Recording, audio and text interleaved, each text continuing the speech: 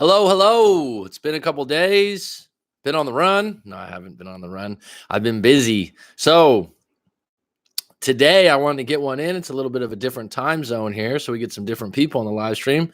But exaggerated narratives. This is actually something I haven't really talked about directly before, but I see it come up a lot in breakups. And I don't even think people know they're doing it. Okay. So I want to unpack this a little bit. And the way this was, what's going on, Jesse? How you doing, bud? This comes up a lot, though, this exaggerated narratives. And I could write this in different ways. But basically, I'm saying you're telling yourself a story about your breakup or your situation. And when you exaggerate it, it doesn't really fucking serve you because it's extreme. It's extreme. And the way I was motivated to do this live stream was actually someone put something in the comments, and I've seen this done before. Sabina, how are you? I'm going to talk about this for a moment. If you guys have had an exaggerated story about your breakup that you've told yourself or you've heard a friend tell, please share it in the notes or the comments below or in this. So I'm going to go on for this for a little bit. So this came up actually in a comment. I just wanted to share this because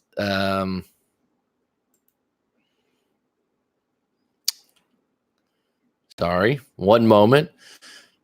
So I have a video out that's called Scarcity is Attractive, No Contact is Attractive. It is probably the most popular video I have on my channel. And I don't know why, but that, you ship things and people like it or they don't like it.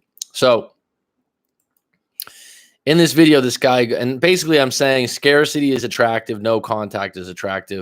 And what I mean by that, if you haven't seen the video, is that being scarce, not being around, not being available is attractive.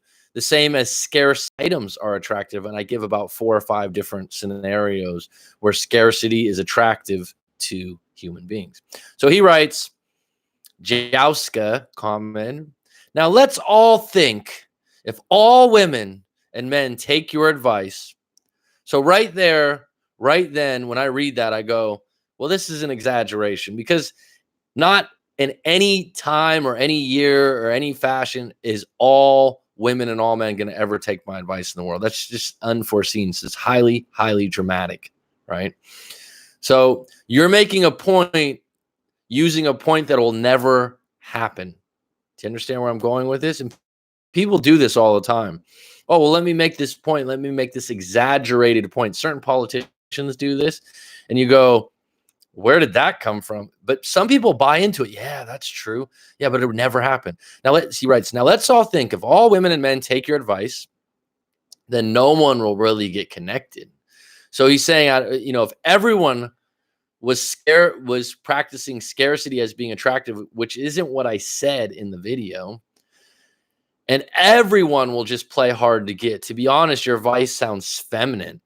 If a guy did this, it would be feminine energy. So where I'm going with this is anytime you hear anyone go everyone or all, beware, because it is a line of shit when people talk like this. Well, if everyone took your advice, how is everyone in the world ever going to take an individual's advice? Okay. All people do this. That's not true. All women do this. All men do this. When you hear that, you just got to go, really? Says who? You? So I have a few things written down. This is going to be actually a quick live stream today. I just had a few moments and I want to get on. So individual advice is taken by choice. Dealing with exaggerated scenarios or narratives. And so people give these scenarios. Well, what if this? I remember I was in a training course before I was a teacher. This was 11 or 12 years ago. And a guy that was in the class just created all these what if scenarios. And I said, hey, Jeff, what if we had a tornado hit this school tomorrow and, we couldn't evacuate? What if we can go through what ifs for about every hour, but let's just get to the concrete things about learning what we learn in this class instead of creating these what if scenarios that'll never fucking happen. And we do this when we break up. right? And this guy, I just remember this guy. Well, what if this? He was asking me, he was new to Thailand. He was asking me about medications for something. I think he had diarrhea, actually. So I said, yeah, there's these charcoal pills you can get. Well, what about this? Well, what if this? I was like, just exhausting, right? So words to look for when people are exaggerating scenarios or narratives. This is highly useful, actually, because you'll come across people like this, and people that talk this way, they draw a crowd sometimes. So words to look for: never, forever, number one in the world, the best in the world, one of a kind.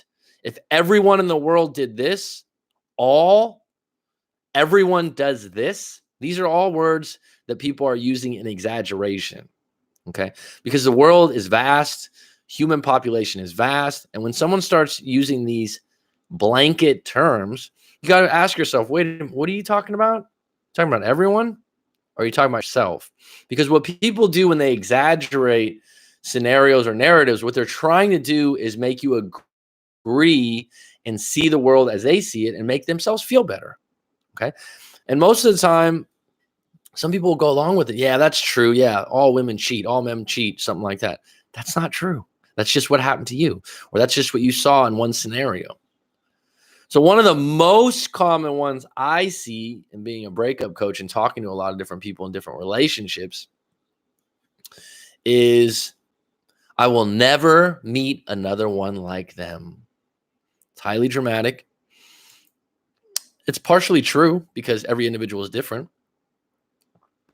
But the reality is, there's a good chance you'll meet someone with similar qualities, with a few different things on deck. I know in my past relationships, people I've met later on surprised me. I went, wow, they have a lot of similarities to my ex. So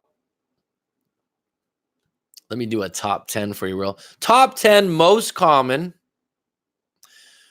words used out of a breakup that are exaggerated scenarios that create exaggerated narratives that don't serve you moving forward, quite frankly. So please listen up. Number one, I will never meet another woman as beautiful as her. This applies mostly to men. I think men place beauty higher than women place attraction for men. I'm certainly sure that there's some women that go, oh, I'll never meet a man that's as handsome as him. But using this narrative defeats you before you even get started in being single, right? I will never meet another woman as beautiful as her. Really? Maybe you should change the environment you live in. Number two, I just got lucky. Really? Your past relationship was just lucky? You didn't have to talk to them. You didn't have to get dressed up before a date. You didn't create a connection. You didn't create any kind of attraction. They just fell out of thin air. Is it possible?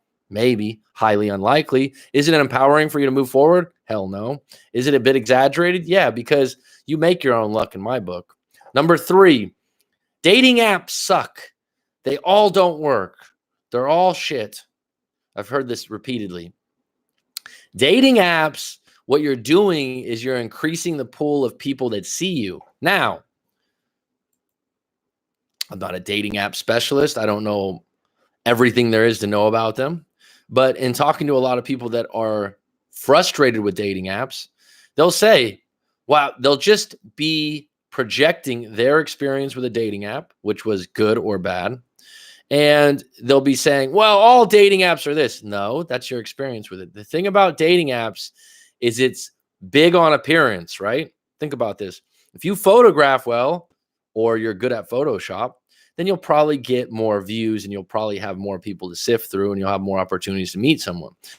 Now, if you already go into a dating app with a bad attitude, or you're heavy set, or you don't like the way you look, or you have some negative things to say on there, then you'll probably get less people looking at your app. Now, here's the thing. You're just fishing, right? I compare it to if you were sifting for gold in a gold pan, right? And you're just looking for a couple nuggets out of 1,000 rocks. And that's what dating apps are. And if you're not up for it, that doesn't mean dating apps don't work. That's just the way it is. Where if you went to the mall or you went to work and you see someone you're attracted to and you made eye contact, then you can zero in on someone and go, that's someone I really like. A dating app is very passive aggressive, right? Because It's very passive. You're just looking through a picture. Oh, that looks interesting. Oh, let me send them a like. Let me send them some interest. But you don't really know, right? And so it just takes more time, and it's a different thing. Number 4, will she ever call me again? Will he ever call me again? Highly dramatic. It's possible. It's not possible. But the idea of ever, as a human being, you're not forever. And so whenever you use that narrative or you use that kind of wording, it gets traumatic and it triggers something in your brain like, I'll never talk to them again. Instead, you just go, I'm in no contact right now. If they call me, it's a bonus. And right now, we broke up. We're single right now. It hurts. It sucks. But I'm not worried if she calls me or she doesn't call me. Okay. Number 5, will we ever get back together?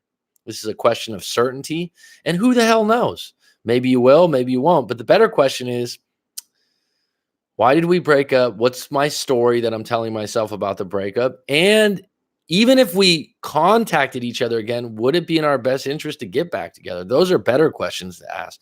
The question of will we ever get back together is broad and highly dramatic. Number 6, and I'll go back to that one. Will we ever get back together? It's way out of order, because with that kind of mindset, if the person calls you and that's what's on your mind, it's too quick. It's 0 to 100. You need to reconnect. Number 6, they never really loved me. Wham, wham, wham. This comes up a lot. They never really loved me.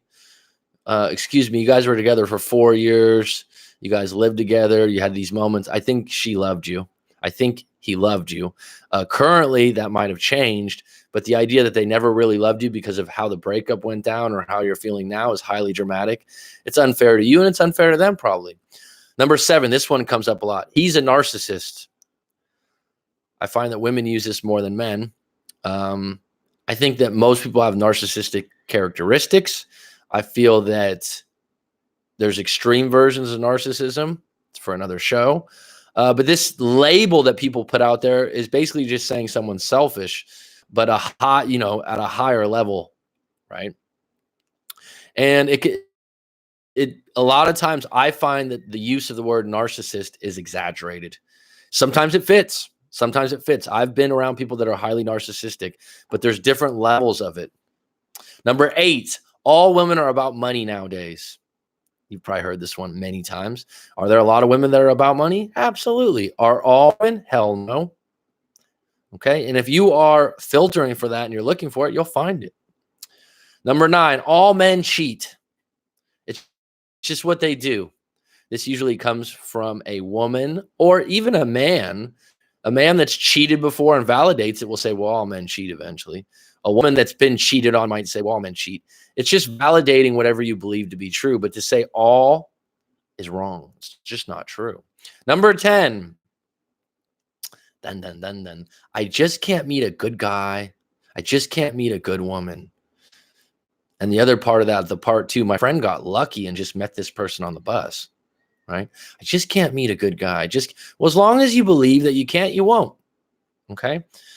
So let's get into it a little bit. We got Jesse, Sabina on deck. I know this is a different time zone, so I'm glad you guys get your licks in and your comments in.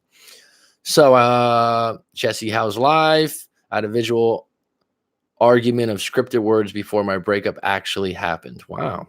I had a visual argument of scripted words before my breakup actually happened. Interesting. What do you mean by that, Jesse? I'm a little confused. Hey, Sabina, beautiful. How's it going? I'm pretty good. Thanks. I'm glad. All okay. Nice to catch up. Live stream. Yeah, it's always good when we come on. Individual advice is taken by choice. Good point. Yes, you do already yours. Yes. Do you have already your webpage? You were talking about personal business development. I have it ready, but not registered domain. Good for you, Jesse. You're doing the personal trainer. Nice one, bud. I'm going for the assessment around October, time week, etc. Share it when you are here. Absolutely. If you want to check my stuff out, look at my Instagram food prep. I don't know why I blocked that. I'll show it, Jesse.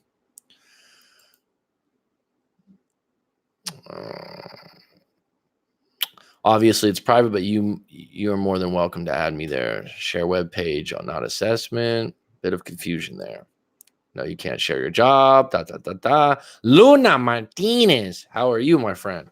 Hey, Mac, want to say, hey, I'm at work, but I'll see the replay later once I get back home. Sweet. Add me on Instagram. Okay. I like the name Sniper Wolf 78. That's clean, man. Sniper Wolf. I like how Mac explains all this. Very on point and funny. Well, thanks. I think it's an interesting topic, right? Exaggerated narratives and scenarios. And I just came across a couple. There was another individual that left a comment. One of the videos I did, I don't know, 6 or 8 months back, was where I showed a couple pictures. I showed a couple items. And I asked you, what do you think this picture is? What do you think this hat means? And it was like 10 different items. And then you'd say, oh, this Giants hat is for this. And I said, actually, it's my grandpa's Giants hat. And someone commented, wow, you needed to use 1,000 examples. And I said, well, you're exaggerating me exaggerating. You're saying that I use 1,000 examples when I use 10, right? And you see how people create scenarios out of exaggeration to make their point? You got to call them out on it sometimes, because if you get caught up in that, yeah, that's true. Oh, yeah, all women are after money. If you have a friend like that because they got burned and their wife took them for everything they had, and now every woman's a gold digger, you got to get away from that, because you're gonna be affected by that. And then every time you go out with a woman, you're gonna be thinking, oh, he's trying to use me. I like how Mac explains all this. Hello, Luna. Jesse, on which social media could I search you? Instagram, Sniper. Look at these. I like the way my audience connects. This is really nice. Jesse's good people. Sabina, I've never done a live coaching with you, but you seem solid. I don't use Facebook at the moment, but I have one. Okay. Add away. Good contact, Jesse. Sweet. I know what you mean. This is for me. Mac will kill us. No, I won't. I don't use that word. And I wouldn't want to mess with someone that goes by Sniper Wolf. Metal Gear Solid is where my Sniper Wolf comes from. Old game from PlayStation. Emily Colden, I had my ex use me for my money. Emily, you're new to the live stream. I don't think I've seen your name. Do you have a question? This live stream is only going to be about another 10 minutes. I just came to pop in. So, Emily, if you have a question about if that was just your comment, I had my ex use me for my money. Now, whenever you feel like you've been used, okay, and that's certainly possible because there's a lot of manipulative people out there, or narcissistic, or people that are just highly skilled and getting money out of other individuals. But at some point, you got to ask yourself, when did you know that you were being used? And at what point do you feel like, now I will never let that happen again? I learned my lesson. Yeah, I'm sorry for that too. Don't make it a habit. Don't be a victim. And how long did it last, if I may ask, Emily? I'm just curious, because a lot of times we're in bad relationships with people doing bad things, and we keep telling everyone around us, they did this to me, they did that to me. And at some point, you got to take your power and go, where's my power? Let me get the hell out of this relationship and move forward. And when you have an ex that did that, and you realize it later on, you just got to be thankful you got out of it, and you will not put yourself in that situation again. Is that correct, Emily? Colnut. Interesting last name. Max, Sabina, let me know if you have added me. I got to go to the gym. We'll catch up soon at some point. Outstanding, Jesse. Jesse's a gym rat. So yeah, this is a time zone that usually doesn't have as many people on deck for the live stream, but I thought I'd get this topic in because it's been bugging me a little bit. The exaggerated scenarios. Sabina, have you had this happen, or have you come across this in your own life? Or Emily, last year, go ahead, Emily, write it out. Emily, if you haven't sent your story into writemac.com, feel free to do so. Or if you already have, some people have. I'll put that in. And if you have a direct question about your situation right now, please shoot, because the forum is open, folks. That's the other thing about exaggerated scenarios, or probably for another live stream, another topic, a broad question. Will my ex ever come back to me? It's like, well, I need to know the story of what happened. Oh, well, they left me for the maid. Okay, so is there any more story to that? See, those broad type questions, and he's just a cheat. Okay, so how does that work? Where I can give you some kind of tailored advice, right? I need to know your story, and so the exaggeration of people's stories, you really got to catch yourself and go, wait a minute, am I buying any of this? Ask good questions. You don't want to go out of your way to make a fool out of someone, but you can do it in a, how should I say, neutral, disarming way where you can go, well, where did you hear that? That's a great line, by the way. If you ever have someone go, well, I heard such and such. Well, where did you hear that from? Oh, the internet. What website? I don't remember. Well, then it's irrelative, right? Of course, had it in life, but I try not to exaggerate anything. Think we need to make our lives more simple. Well, I'm sure in my own life I've exaggerated. I tell a good story. But when it comes to serious things or it comes to relationships, you got to call those kinds of things out. If someone's telling a story about going fishing and they add a couple inches or pounds or kilos to the fish they caught, that's harmless. But now we got photos for all that stuff. Dylan, you're one of the reasons I came on, bud. I hope you're doing well. And I'm very sorry to hear about your aunt. Or maybe you say auntie. Everyone's different. My mom and dad, not happy. He take my money. They know he used me. Well, now that you know that, Emily, it's time to move forward and hold your head up high and realize that you're out of a bad relationship and it only can get better from here.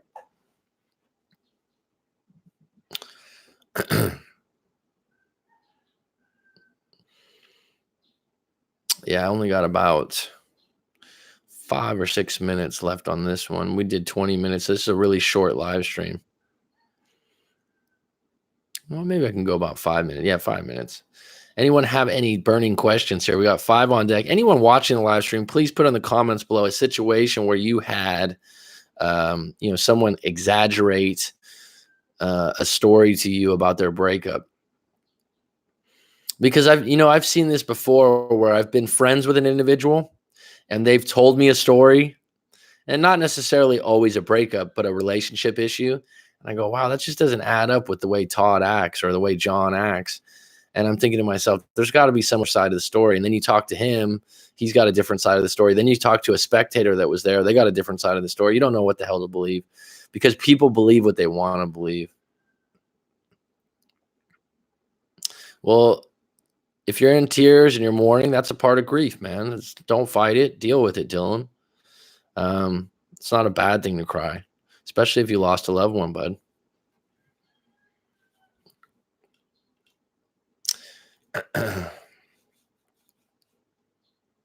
Thanks for the likes, folks that are on Mac. Ever thought about your own radio show? You could do it very good, in my opinion. Well, thank you very much. I'm really pushing towards doing a podcast because then we don't have to use video. Some people like the fact that it's on video. I'm not shy of video, obviously. But yeah, basically, with a podcast, that would be the equivalent of what a radio show is now. And I would love to do something more regularly, possibly with a co-host, female co-host, and talk about different topics. But I really appreciate your support on that, Sabina. That's really kind of you. But yeah, and the funny thing is, I remember even in my early 20s, I started to like talk radio, right? Everyone's into music and stuff. And I wasn't a huge fan, but I started listening to Howard Stern sometimes because that was a national radio. And I just like listening to talk radio, sports talk radio. And then, being in your 20s and you got talk radio on, friends would get in the car and be like, what the fuck? Put some music on, man. And I always used to think some of the sports talk radio, I'd be like, I could do this, And then you think, oh, well, I don't have that degree. And then I have to go jump through all these hoops and I got to meet these people because the local talk radio hosts that we had, they were usually from the news in the local area. So they also had a TV show. But when I was a little kid, I'd blocked him in number and online. Well, that's good for you, Emily. Stay blocked, stay in no contact. If an individual used you for money, it's time to move on, move forward, and don't look back on that one. That bus passed, and you're moving forward. So going back to that, Sabina, when I was a kid, I came across, my mom keeps all your when you're a kid and you have like projects and artwork and different things. My mom has a little box full of that stuff, and I was going through it 4 or 5 years ago. And my dream job was to be a sports broadcaster when I was 6 or 7 years old, to be on TV and do that. So I'm not doing that directly now, but I'm definitely, like I said, not shy to talk.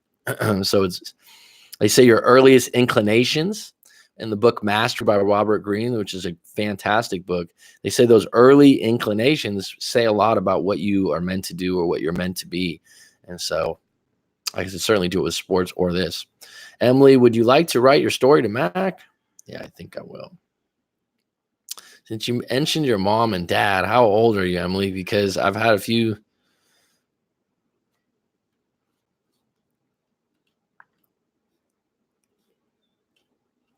Send your story in, but thanks for the likes, folks. I appreciate it. We got a few more on deck. 5 more minutes.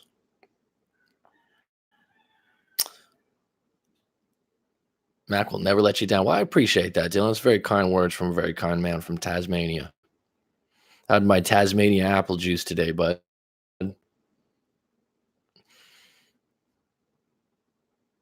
31. I was just curious because you mentioned your mom and dad.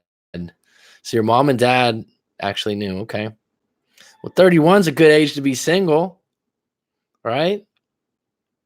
What do you guys, I mean, this will be a topic maybe for some other time, but I've noticed that a lot of women, when they hit 30, 31, it's like they get in this mode of their biological clock is ticking. They get worried about finding a long-term partner. And I think men get more like that when they're 40, which I'm not really bothered by at 38. It comes up, right? Because women I talk to are like, I'm 31 now, or I'm 32 now, and I don't have a husband, and they get all amped up. And I mean, 31's a great age. It's a great age. It's a great age to be single. It's a great age to shed the snake skin from a bad relationship, because even though you felt like you were used for money, the reality is you got out of a bad relationship, and it's better to get out of one than to continue in on one. I mean, it baffles me. It doesn't baffle me now that I've done this for a long time. I'll retract that. But before I started doing this and talking to so many different people about breakups, I remember meeting people and they're like, oh, me and my ex were together for 5 years and he was horribly jealous and he used to accuse me of this and like all these really bad stories. There was a girlfriend I had that had a really bad ex, and there wasn't any abuse, but verbal abuse, some of the things he said to her and stuff. And I was just thinking to myself, why did you stay in the relationship for 5 years? Because I've been in 4-year, 5-year relationships, and the breakup was fucking horribly hard, difficult, but the relationship overall was pretty good, right? I mean, it wasn't like we were both at each other's throats. Like the last 3 or 4 months or 6 months were really bad. But someone that's in an ongoing bad relationship, you got to check yourself at the door and go, where's my role in this? Because just because someone's bad on the other end doesn't mean you have a role, because you're enabling them to act that way. You got to stand up for yourself. I don't care about my age. I care to be in good health. That's a great answer, Sabina. I mean, age isn't anything but a number, or ain't nothing but a number. State of mind. I've talked about this before. I always think this is a highly interesting study that was done. They took people that were in their 60s and 70s, I believe, and then they put them back in the 1950s, 1940s. They gave them old magazines, old music, and they literally measured their fingernail, their hair growth, their gray hairs, everything, and they became more younger from the environment. Isn't that amazing? So your environment, where you live and the people you hang out with, I think it affects not only your health, but your looks. There's certain areas of the world, Southern California is like this. When I lived in San Diego, people that are in their 40s and 50s and 60s, they look young, and everyone's a little bit more attractive. I don't know if they care more. I don't know if it's the weather, it's the mindset. I do think living by the beach makes you a little bit. Being happy, being around nature, it affects your health. It affects your health. Dylan, of course, will keep working on yourself. That book Mac was talking about is very good to read. I'm 24, still can't believe I'm single, but I'll find someone. 24 is an outstanding age to be at. I just wish if I was going back to be 24, but I could take the wisdom and knowledge that I know now. Oh my God. Oh my goodness. But no regrets. I had a good 24 year. Actually, 24 was really nice for me. I agree, Mac, about environmental. Oh, it's huge. It's huge. It's so overlooked, Sabina. It is so overlooked. When someone tells me they're depressed or sad and you ask them where they live, what's the area like, what's their job. Some guy that's really going through it right now with a breakup, he was on the live stream a little while ago, and he said he, had this unicorn of a woman that was, exceptional in every way, and she left him, this and that. And he was 28. I go, well, you're 28, man. 28 or 27. I forgot where. I think he said he lived in Philadelphia, big city. I said, hey, look, if you really want to get things, moving in another direction, you're single and you're 27, I'd recommend considering moving, not necessarily out of Philadelphia, but another area, or, maybe another city. Gets excited about. I could never do that. I got a pretty decent job. And I just thought, decent? What does that mean? I mean, you're settling for decent. And right now you're in this drastic bad place and you're settling for a decent job. I mean, the thing is, when you break up and you're in a decent apartment or a decent job, that's when you go, you know what? I just had a horrible thing happen in my breakup, but I'm going to go for something that's outstanding as far as an apartment goes, or I'm going to go live somewhere that's where I've always wanted to live and see what happens. Okay, well, continue to block him. Maybe it's best for you, Emily, to take a break from Facebook yourself. I call it a Facebook fast. I'll see about it. I'm focused on music. I'm into a new, and it's kind of like a breakup song. Okay, Dean Lewis. All right, folks. Like I said, this was going to be a quick one today. Any closing questions? Emily, you could certainly send your full story in. Make sure you read the directions if you could, because that helps make it a little bit more clear on my website. Sabina, it's always a pleasure to have you. And thanks for the encouragement on a radio show. We're on the same page with that. Dylan, it's good to see you, bud. You're one of the reasons why I made this time, because I saw in the comments what you said. You said, when's the live stream coming up? I've been a little out of it. So hopefully this was a little pick me up. And Jesse, always a pleasure, my friend. Good people. Thanks for joining. The next live stream will probably be longer. Sorry to disappoint, because usually they are a bit longer. But today I got a yoga class to actually go to. So it's curtains, folks.